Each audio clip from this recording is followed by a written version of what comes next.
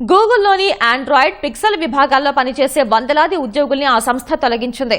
ఈ మేరకు కంపెనీకి చెందిన విశ్వసనీయ వర్గాలను ఉటంకిస్తూ ద ఇన్ఫర్మేషన్ అనే మీడియా సంస్థ కథనం వెల్లడించింది.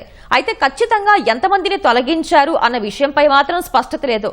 అమెరికాలో విదేశీ నిపుణులపై ట్రంప్ కఠిన నిబంధనలు అమలు చేస్తున్న సమయంలో గూగుల్ లే ఆఫ్ వార్తలు ప్రాధాన్యం సంతరించుకున్నాయి.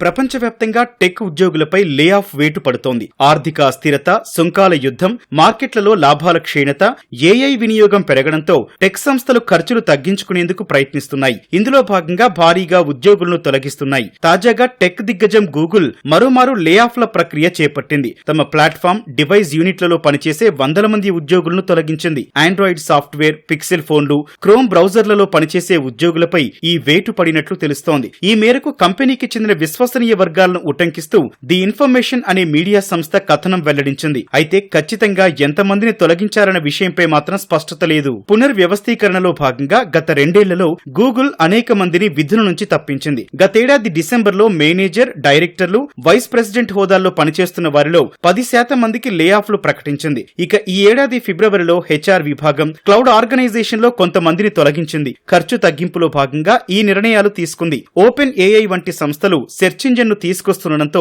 గూగుల్ కు గట్టి పోటీ తప్పదని ఇప్పటికే విశ్లేషకులు భావిస్తున్నారు. ఇదే సమయంలో అమెరికాలో విదేశీ నిపుణులపై ఆ దేశ అధ్యక్షుడు ట్రంప్ కఠిన నిబంధనలు అమలు చేస్తున్నారు. ఈ నేపథ్యంలో గూగుల్ ఉద్యోగుల తొలగింపు వార్తలు ప్రాధాన్యం సంతరించుకున్నాయి.